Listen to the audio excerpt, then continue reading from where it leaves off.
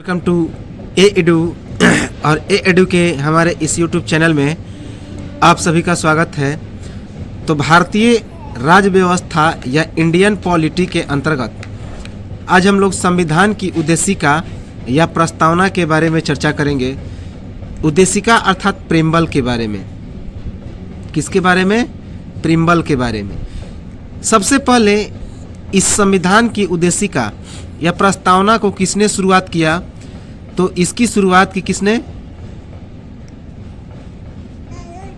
जवाहरलाल नेहरू ने।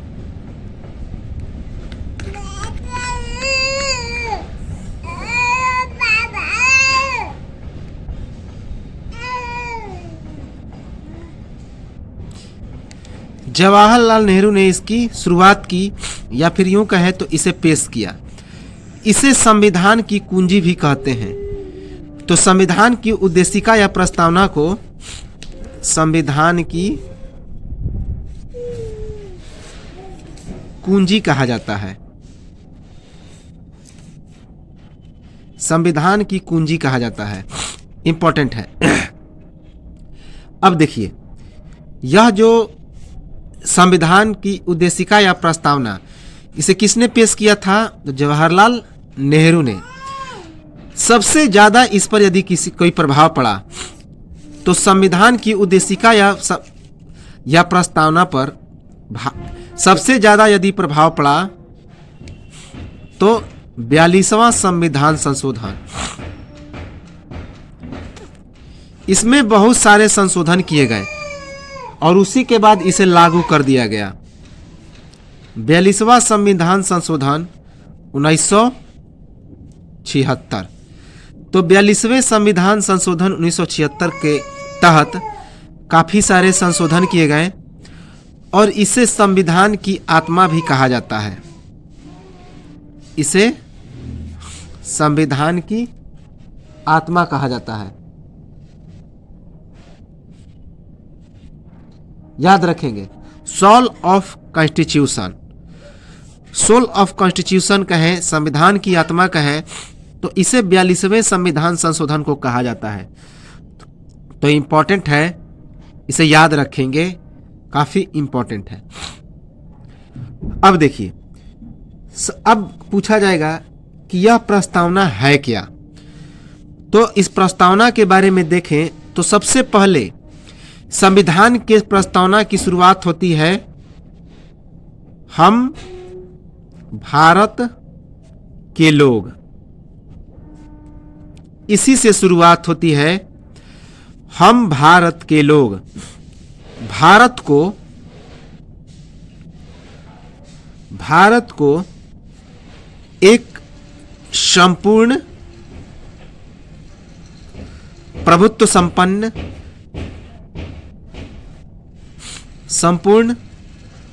संपन्न समाजवादी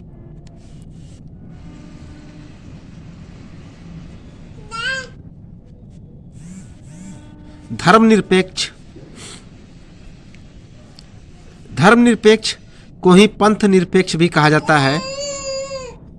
सभी की मीनिंग हम लोग समझेंगे। तो धर्मनिरपेक्ष या फिर पंथ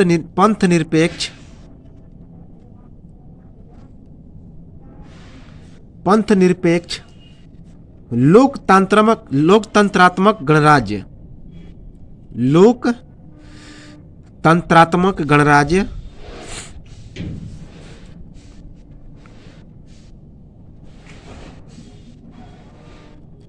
बनाने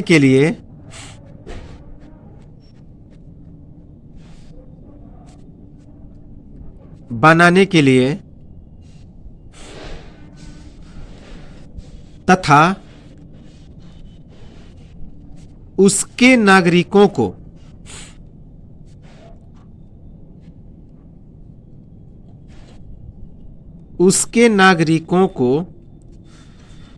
क्या क्या बात कही गई है उसके नागरिकों के लिए? तो समाजवादी, सबसे पहला सामाजिक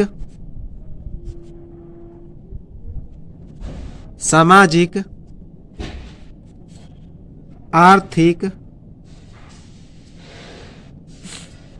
और राजनीतिक न्याय,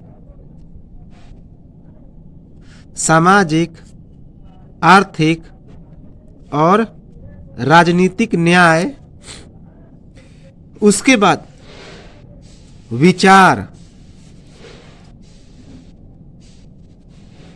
अभिव्यक्ति,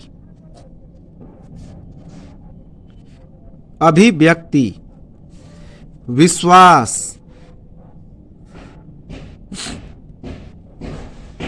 धर्म और उपासना की स्वतंत्रता।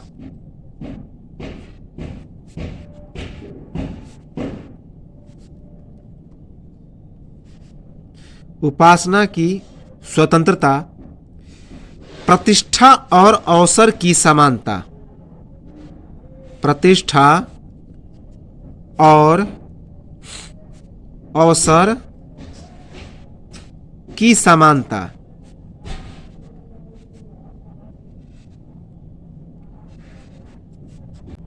तो प्रतिष्ठा और उपासना की समता, समानता नहीं, यह समता है, समता। प्रतिष्ठा और अवसर की समता प्राप्त करने के लिए, प्रतिष्ठा और अवसर की समता प्राप्त करने के लिए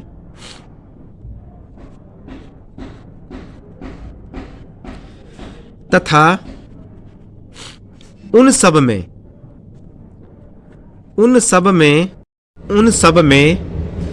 व्यक्ति को, उन सब में व्यक्ति की गरिमा और राष्ट्र की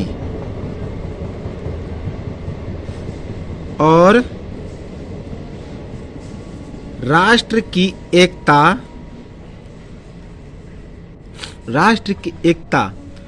और अखंडता,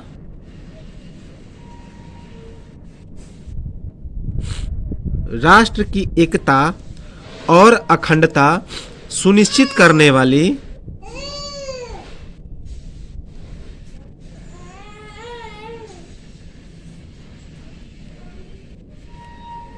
एकता सुनिश्चित करने वाली बंधुता बढ़ाने के लिए, बंधुता बढ़ाने के लिए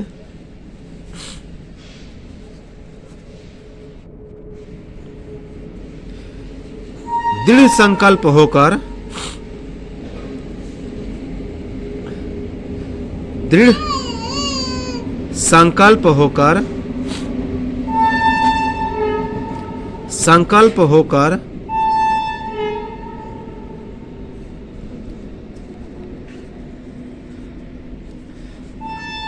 अपनी संविधान सभा,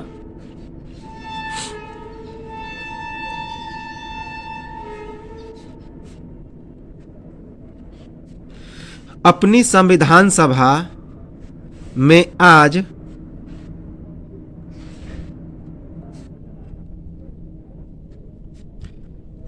1949, 26 नवंबर 1949 ईस्वी, 26 नवंबर 1949 ईस्वी, इसे उस समय क्या लिखा गया था विक्रम संवत में, तो विक्रम संवत में इसे मित्ती मार्ग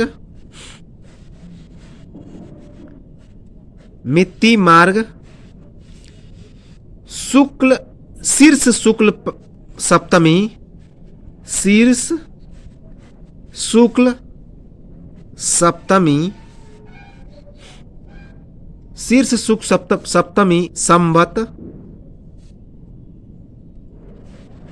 2006 विक्रमी, 2006 विक्रमी। तो विक्रम संवत में भी इसे यह लिखा गया था, यह डेट मित्ती मार्ग शीर्ष शुक्ल सप्तमी संवत 2006 विक्रमी तो इसको याद करने की कोई खास जरूरत नहीं है, इसे हम लोग समझने के लिए लिख दिए थे। तो केवल डेट याद रखेंगे 26 नवंबर 1949 को। 26 नवंबर 1949 को एतद द्वारा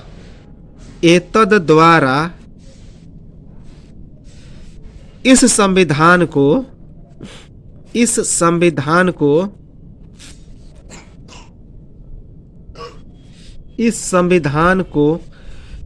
अंगीकृत,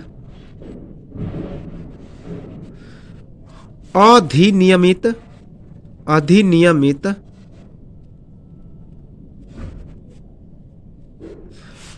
और आत्मार्पित करते हैं,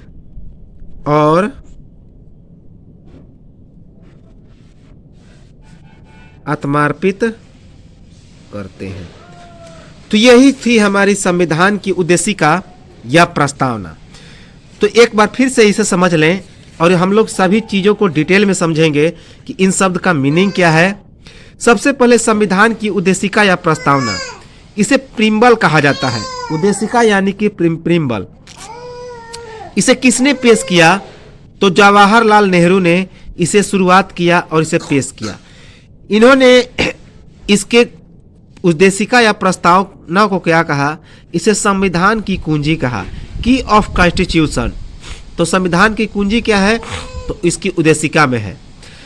इसका सबसे ज्यादा प्रभाव किस पर पड़ा? तो 42वां संविधान संशोधन 1976 का सबसे ज्यादा इस पर प्रभाव पड़ा है, क्योंकि 42वें संविधान संशोधन 1976 के बाद इसमें काफी चीजें जोड़कर यह चीजें पूरी लिखी गई है।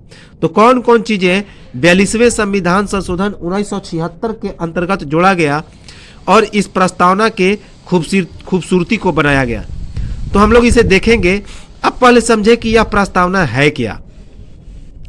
तो यह प्रस्तावना है, हम भारत के लोग भारत को एक संपूर्ण प्रभुत्व संपन्न समाजवादी, धर्मनिरपेक्ष या फिर पंथ निरपेक्ष लोकतंत्रात्मक गणराज्य बनाने के लिए तथा उसके नागरिकों को सामाजिक, आर्थिक और राजनीतिक न्याय, विचार,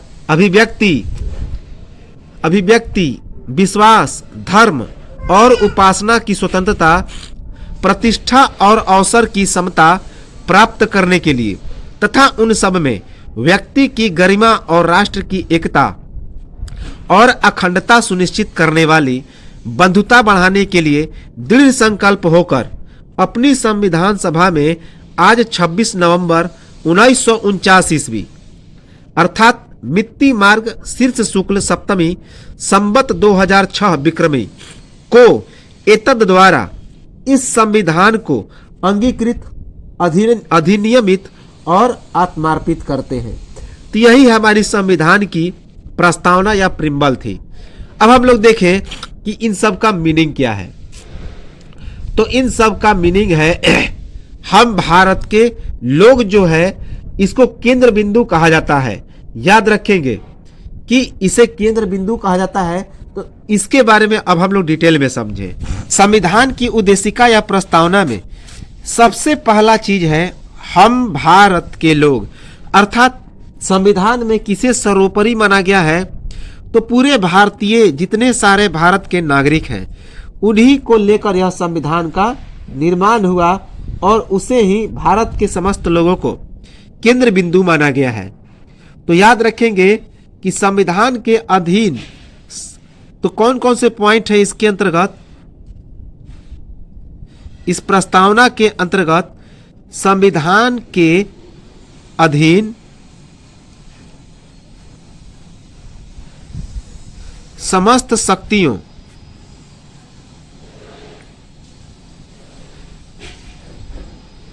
का केंद्र बिंदु कौन है या फिर स्रोत कौन है? तो भारत के लोग हैं, भारत के लोग हैं। तो संविधान के अधीन समस्त शक्तियों का जो केंद्र बिंदु है या स्रोत है वह किसे माना गया? तो भारत के लोगों को माना गया। इम्पोर्टेंट है, काफी इंपॉर्टेंट है। तो भारत के लोग, अर्थात इसका मतलब है कि ये जो पहला लिखा गया है, पहला लिखा गया है हम भारत के लोग। तो संविधान की प्रस्तावना की शुरुआत कहाँ से होती है? हम भारत के लोग से। यहीं से संविधान के प्रस्तावना की शुरुआत होती है।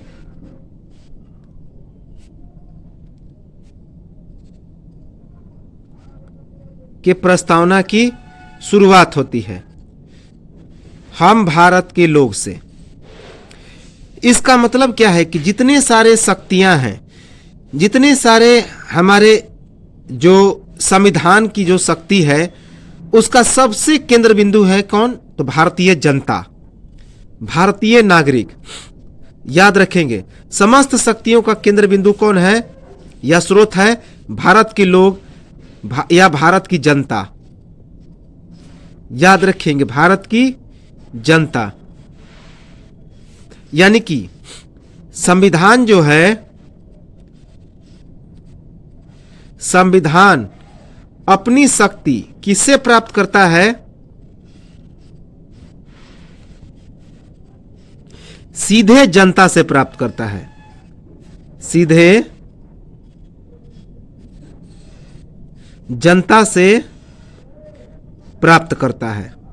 वेरी वेरी इंपॉर्टेंट है। पूछा जाता है कि हम भारत के लोग का मतलब क्या है? तो हम भारत के लोग का मतलब है कि सीधे सीधे जो संविधान की शक्तियां हैं वह किससे प्राप्त होती है? तो भारतीय नागरिक से, भारत के लोगों से। अर्थात संविधान के अधीन समस्त शक्तियों का केंद्र बिंदु या स्रोत कौन है? तो भारत की जनता है या भारत के लोग हैं। अब देखिए, प्रभुत्व संपूर्ण संपन्न। अब एक शब्द है दूसरा, संपूर्ण प्रभुत्व संपन्न। तो संपूर्ण प्रभुत्व संपन्न का मतलब क्या होता है? तो संपूर्ण प्रभुत्व संपन्न का मतलब है कि भारत अपने लिए आंतरिक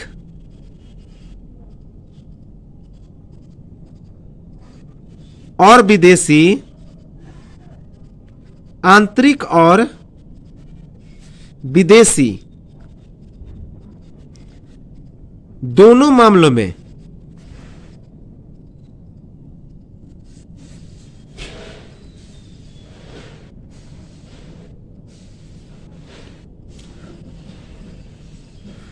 पूरी तरह से स्वतंत्र है, पूरी तरह से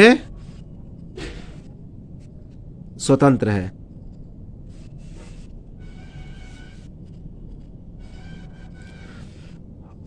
और इस पर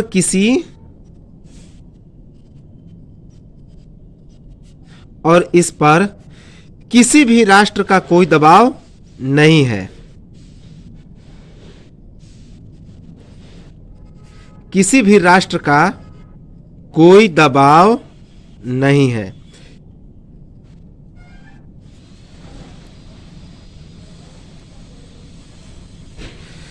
तो संपूर्ण प्रभुत्व संपन्न का मतलब होता है कि भारत जो है वह अपने लिए आंतरिक या विदेशी दोनों मामलों को अपनी तरह से करने के लिए पूरी तरह से स्वतंत्र है। इस पर किसी बाहरी राष्ट्र या किसी बाहरी देश या किसी मामले का कोई हस्तक्षेप या कोई दबाव नहीं होता। जैसे कि भारत अपना कानून अलग बनाता है, भारत को कानून बनाने के लिए किसी भी राष्ट्र का कोई दबाव नहीं होता। भारत का अलग एक न्याय पद्धति है, भारत का अपना संविधान है। तो और इसकी शक्तियां सीधे किसके पास है? तो जनता, क्योंकि जनता ही सरकार का चुनाव करती है और जनता ही उस सरकार को वापस गिरा भी देती है। तो जनता सर्वोपरि है, इसीलिए तो कहा गया है लोकतंत्रात्मक गणराज्य। लोक का मतलब क्या होता है? लोग। याद रखेंगे, तंत्रात्मक अर्थात शासन, तो लोगों का शासन है यहाँ पे। इसीलिए भारत का जो संविधान है सबसे बड़ा लिखित संविधान है, इसकी यही खूबसूरती है। याद रखेंगे। अब हम लोग देखेंगे कि कौन कौन से जो शब्द है 42वें संविधान संशोधन के तहत जोड़ा गया। तो 42वें संविधान के तहत 3 शब्दों को जोड़ा गया। 42वां संविधान संशोधन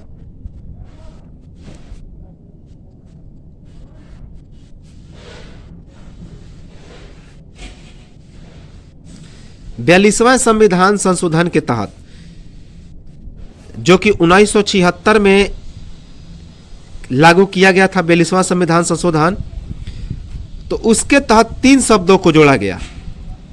इस जो प्रस्तावना में 3 शब्दों को जोड़ा गया, कौन कौन? तो पहला समाजवादी,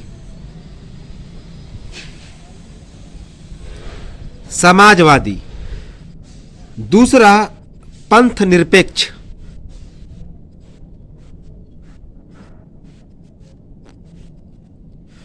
और तीसरा राष्ट्र की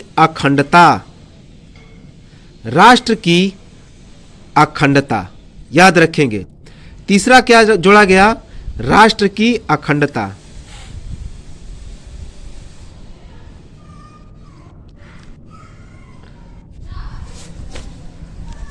अब इन तीनों शब्दों का हम लोग मीनिंग समझें कि वास्तव में ये समाजवादी क्या है, धर्म वास्तव में ये समाजवादी क्या है। अब इन तीनों का बारी बारी से हम लोग अर्थ समझें कि वास्तव में यह समाजवादी क्या है, पंथ निरपेक्ष क्या है और राष्ट्र की अखंडता क्या है।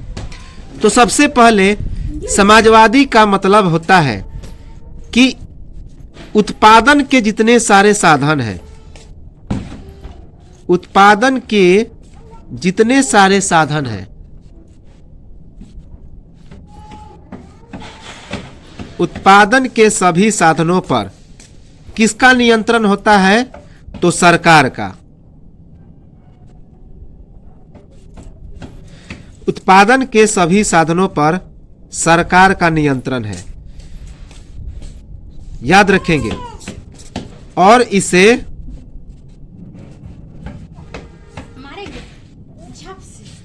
कम या ज्यादा किया जा सकता है।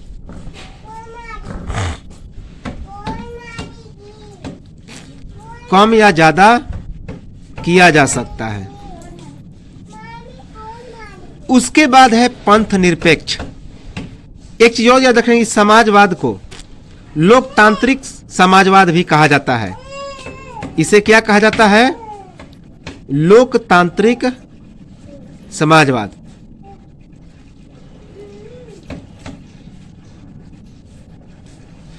अर्थात लोगों के विकास के लिए जो उत्पादन के साधन होते हैं उस पर किसका नियंत्रण होता है? तो गवर्नमेंट का नियंत्रण होता है।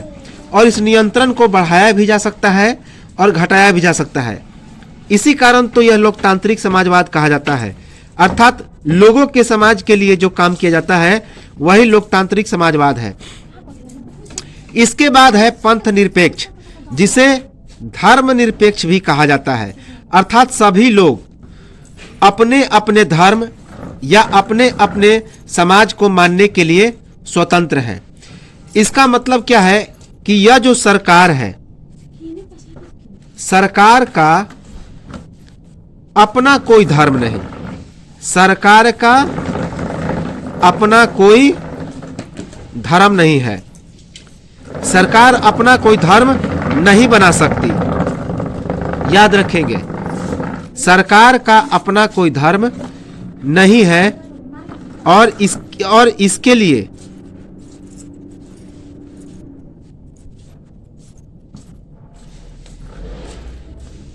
सभी धर्म एक समान है।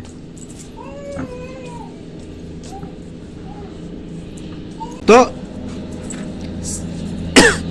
इसका मतलब होता है कि सरकार का अपना कोई धर्म नहीं होता है और इसके लिए सभी धर्म एक समान है। अर्थात सरकार जो है यह नहीं कह सकती कि मैं इस धर्म के लिए हूं, मैं उस धर्म के लिए हूं। तो सरकार को सभी धर्मों का मान सम्मान करना है और सभी धर्म उसके लिए एक समान है। अर्थात यहाँ के नागरिक सभी धर्मों के हो सकते हैं। जैसे कि भारत की खूबसूरती क्या है कि भारत में धर्मनिरपेक्ष राष्ट्र, भारत एक धर्मनिरपेक्ष राष्ट्र है, अर्थात यहाँ सभी धर्मों के लोग एक दूसरे से मिलजुल कर रहते हैं और अपनी अपनी भाषाएं बोलते हैं, अपनी अपनी संस्कृतियां और पहनावा पहनते हैं, अपने अपने धर्म का पालन कर सकते हैं। कोई एक धर्म से बदल के दूसरे धर्म में जा सकता है, तो कोई रोक टोक नहीं। यही एक विश्व का एक ऐसा संविधान है जो धर्मनिरपेक्ष है और काफ़ी इसकी खूबसूरती को बढ़ाता है संविधान को। तो सरकार का अपना कोई धर्म नहीं होता है और इसके लिए सभी धर्म एक समान है। इसके बाद राष्ट्र की अखंडता। राष्ट्र की अखंडता का मतलब क्या होता है कि भारत के सभी लोग एक हैं। भारत के सभी लोग क्या हैं? तो एक हैं और इनकी शक्ति क्या है?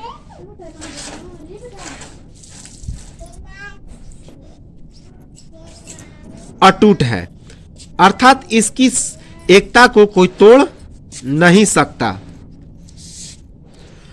याद रखेंगे। तो भारत के सभी लोग एक हैं और इनकी शक्ति क्या है? तो अटूट है। यही राष्ट्र की अखंडता का मतलब होता है। तो यही तीन शब्द 42वें संविधान संशोधन 1976 के अंतर्गत जोड़ा गया।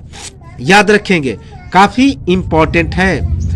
अब देखिए कि प्रस्तावना में जो उल्लेखित तथ्य था, क्या क्या तथ्य था प्रस्तावना में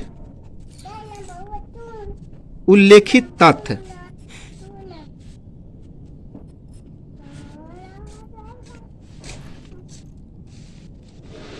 प्रस्तावना में उल्लेखित तथ्य क्या तथ्य था? हम भारत के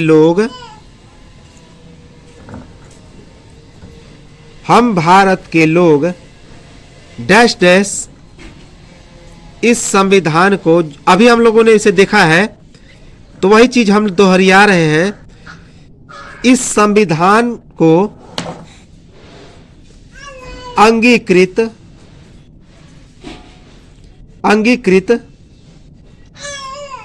अधिनियमित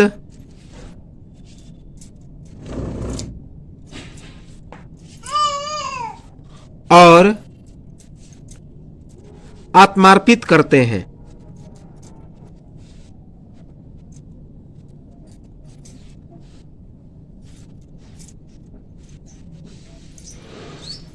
आत्मार्पित करते हैं, इसका मतलब क्या है? इसका मतलब है, इस पूरे का मतलब, इसका मतलब है कि भारत के नागरिकों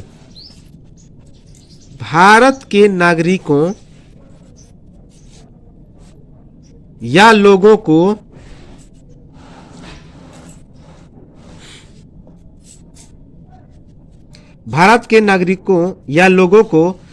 सर्वोच्च संप्रभुता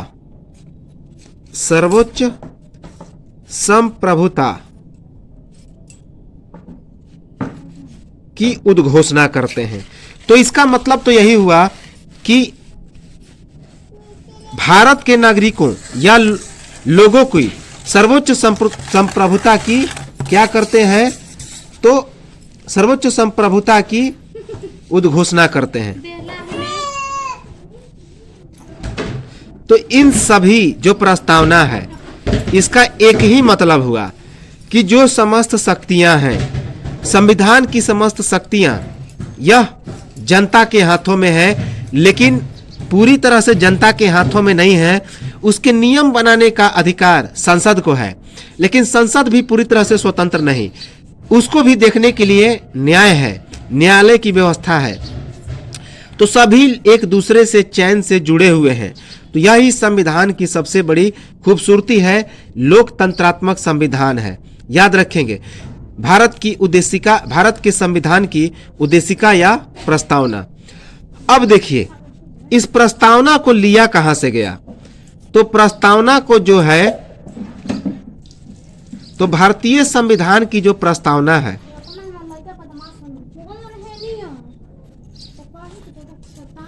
तो भारतीय संविधान की प्रस्तावना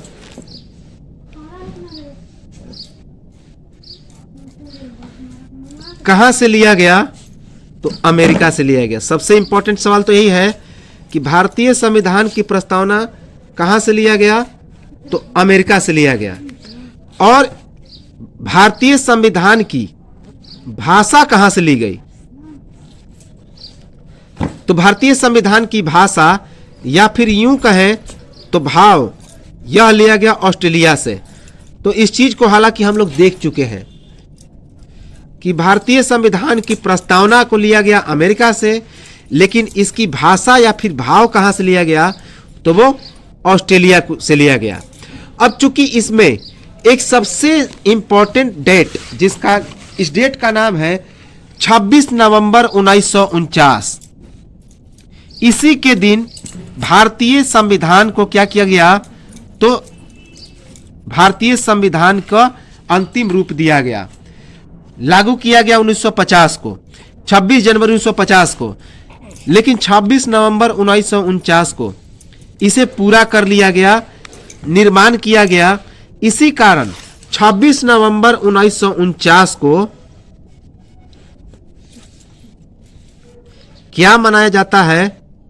तो सबसे पहली बार क्या मनाया गया? तो विधि दिवस मनाया गया। विधि दिवस अर्थात विधि का मतलब होता है कानून, संविधान निर्माण दिवस। इसी कारण 26 नवंबर को प्रत्येक साल क्या मनाते हैं? तो यह विधि दिवस मनाया जाता है। याद रखेंगे, विधि दिवस, इसे संविधान निर्माण दिवस भी कहा जाता है। इस संविधान के संबंध में कुछ केस भी हुए हैं जिस प्रकार से संविधान बना, और इसके बाद भी कुछ परिवर्तन हुए। जैसे कि 1957 की बात की जाए तो 1957 में यूनियन ऑफ इंडिया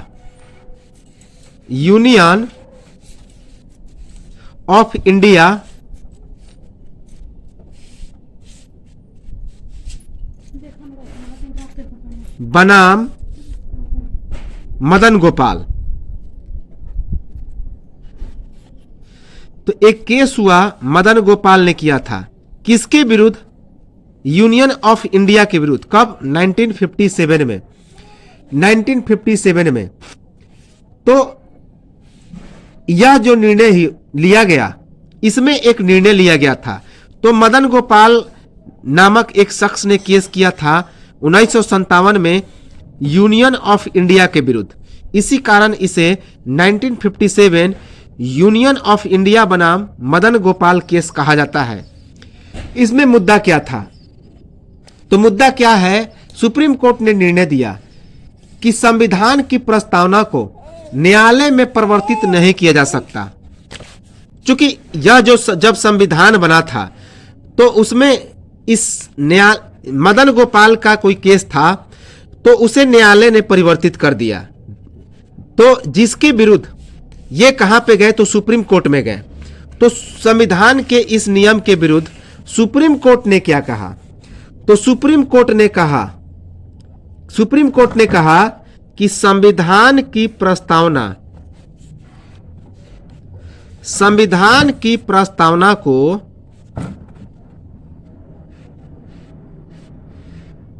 न्यायालय में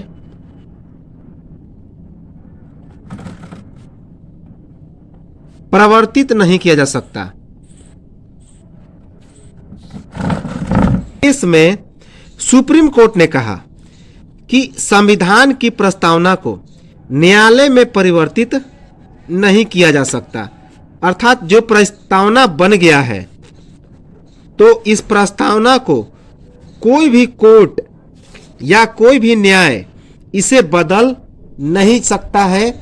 याद रखेंगे, यह 1957 यूनियन ऑफ इंडिया बनाम मदन गोपाल के केस में यह निर्णय लिया गया था। अब आता है 1960 का केस। 1960 में क्या हुआ? तो 1960 का जो केस था, 1960 में बेरूबाड़ी केस कहा जाता है। याद रखेंगे, बेरूबाड़ी। काफी इंपॉर्टेंट है, यह पूछा जाता है, डेट याद रखेंगे 1960। बेरूबाड़ी यूनियनवाद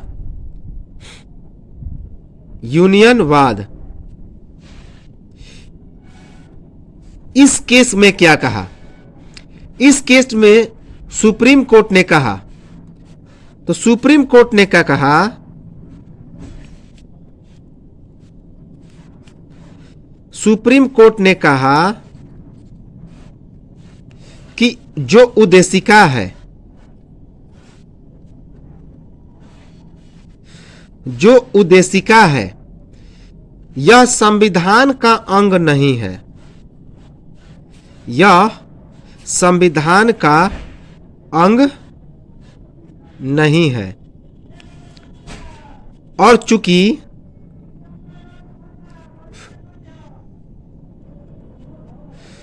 यह संविधान का अंग नहीं है,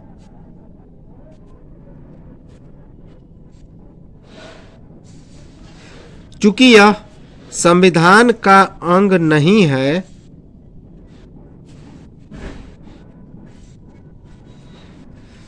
तो इसमें किसी प्रकार का संशोधन नहीं हो सकता। अर्थात 1957 के केस को ही सुप्रीम कोर्ट ने इस बार दोहरा दिया, तो इसमें कोई संशोधन नहीं किया जा सकता।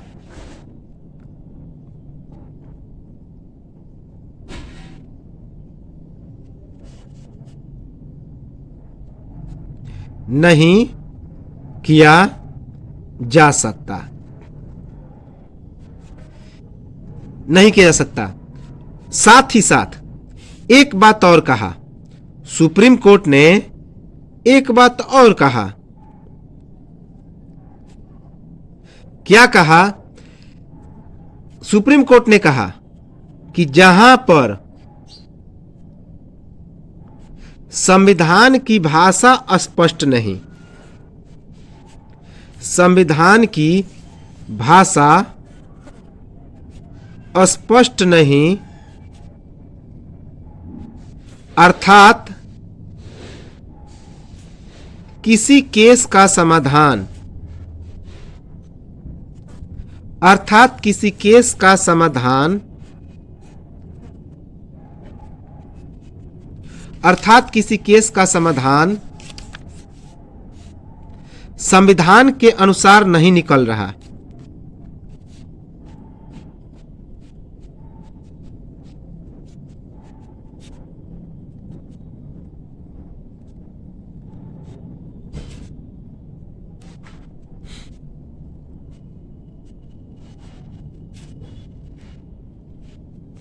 नहीं निकल रहा हो तो उस केस के समाधान के लिए तो उस केस के समाधान के लिए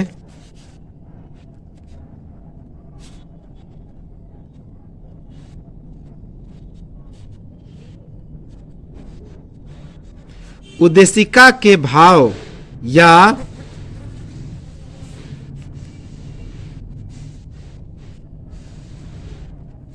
उद्देशिका के भाव या विचार की सहायता ली जा सकती है, या विचार की सहायता ली जा सकती है। तो काफी इंपॉर्टेंट है, इसे याद रखेंगे।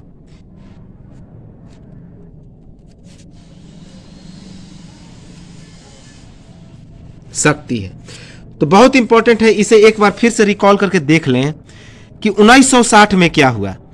तो बेरूबाड़ी यूनियनवाद के खिलाफ केस किया गया, बेरूबाड़ी के द्वारा, बेरूबाड़ी में यूनियनवाद के खिलाफ केस किया गया और 1960 में इसी कारण इसे बेरूबाड़ी यूनियनवाद केस 1960 कहा जाता है।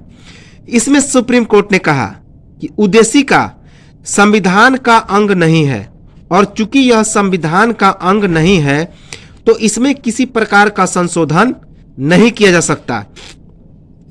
और एक बात और कहा सुप्रीम कोर्ट ने, जहां इस संविधान की भाषा ही अस्पष्ट नहीं, अर्थात किसी केस का समाधान संविधान के अनुसार नहीं निकल रहा, तो केस के समाधान के लिए उद्देशिका के भाव या विचार की सहायता ली जा सकती है। ऐसा कहा किसने? तो सुप्रीम कोर्ट ने 1960 में। काफी इंपॉर्टेंट है। अब हम लोग देखेंगे 1973 का केशवानंद भारती का केस, जो केरल में क्षेत्र में किया गया था केशवानंद भारती के द्वारा, और अभी हाल ही फिलहाल में इस केशवानंद भारती की मृत्यु भी हुई है। तो उस केस को हम लोग देखें। देखिए, अब जो सबसे इंपॉर्टेंट है, यह जो सबसे इंपॉर्टेंट केस है जिसका नाम है 1973 का 1973 का केशवानंद भारती।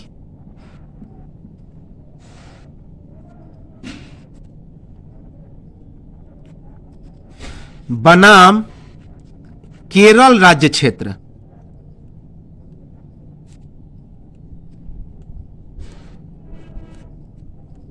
तो केशवानंद भारती नामक एक साधु थे, उन्होंने केरल राज्य पर केस किया। एक तपस्वी थे, तो उन्होंने केरल राज्य पर केस किया था। और केस किया था क्या? तो इसमें संविधान की जो ढांचागत परिवर्तन है वह बदल गई थी। संविधान की ढांचागत परिवर्तन थी वह बदल गई थी। तो इस केस में सुप्रीम कोर्ट ने क्या कहा? तो सुप्रीम कोर्ट ने कहा यही सबसे बड़ा फैसला आया सुप्रीम कोर्ट का।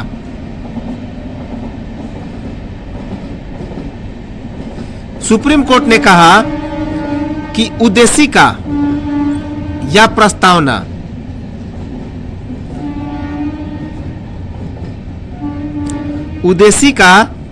प्रस्तावना संविधान का अभिन्न अंग है।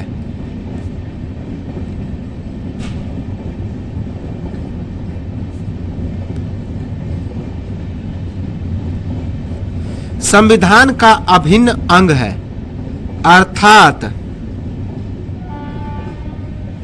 अर्थात इसमें परिवर्तन किया जा सकता है।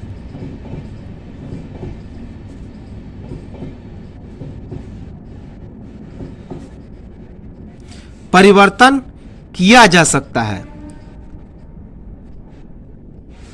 और यह परिवर्तन कौन करेगा? तो यह परिवर्तन संसद या विधायिका करेगी। संसद या विधायिका करेगी।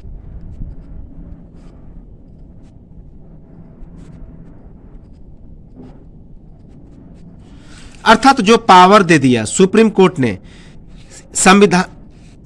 यह किसको दे दिया? संविधान के संशोधन की पावर तो वह संसद को दे दिया, विधायिका को दे दिया। 1960 के केस में क्या कहा सुप्रीम कोर्ट ने? कि संविधान जो है, जो उद्देशिका है, वह संविधान का कोई अंग नहीं है। लेकिन 1973 के केस में सुप्रीम कोर्ट ने अपने निर्णय को ही वह क्या कर दिया? उलट के रख दिया।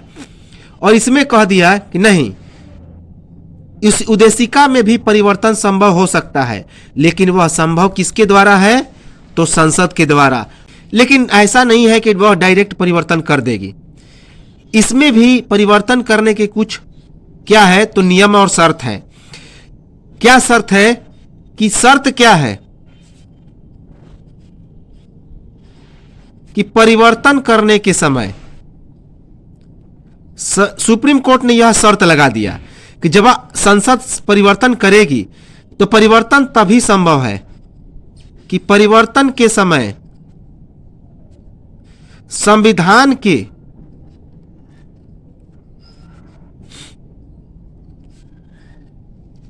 मूल ढांचा में,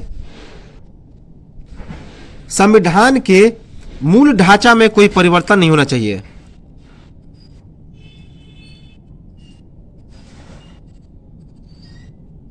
संविधान के मूल ढांचा में कोई परिवर्तन नहीं होना चाहिए।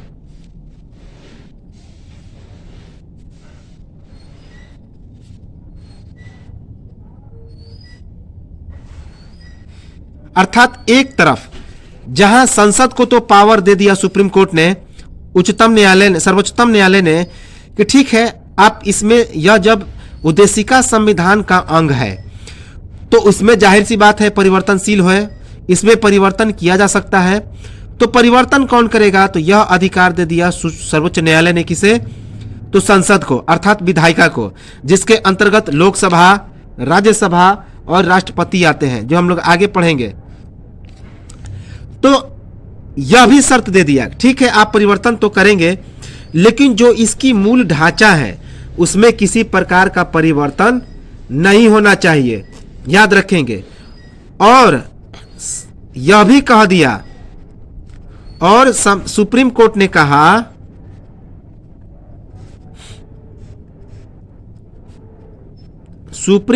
कहा कि संसद जो है इसमें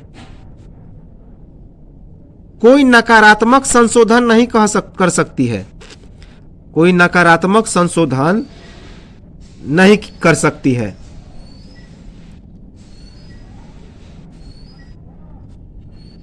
नकारात्मक संशोधन नहीं कर सकती है।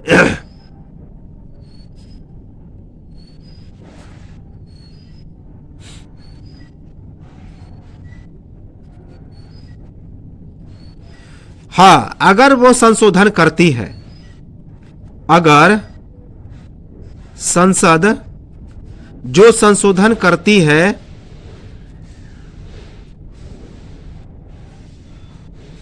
जो संशोधन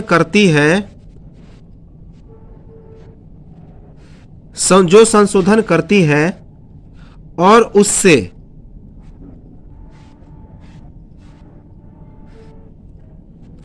संविधान की आत्मा संविधान की आत्मा किसे कहते हैं? तो जो 42वां संविधान संशोधन था,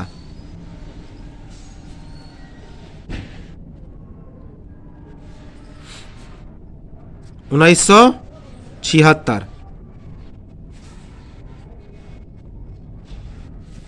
तो संविधान की आत्मा या फिर उद्देशिका,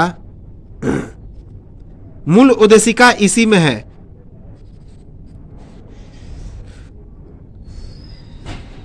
और उसमें संविधान की उद्देशिका या आत्मा को मजबूती मिलती है।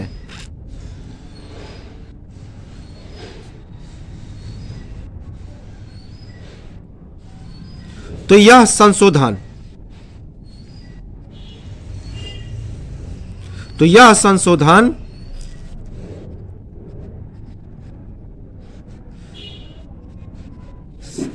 उचित है,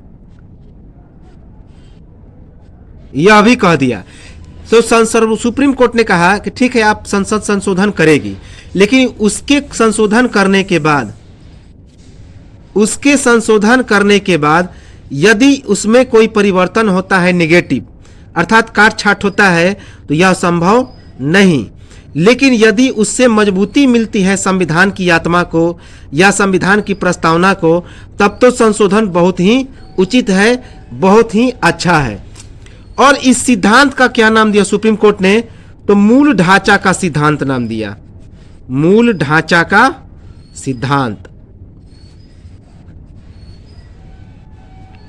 मूल ढांचा का सिद्धांत, थ्योरी ऑफ बेसिक स्ट्रक्चर।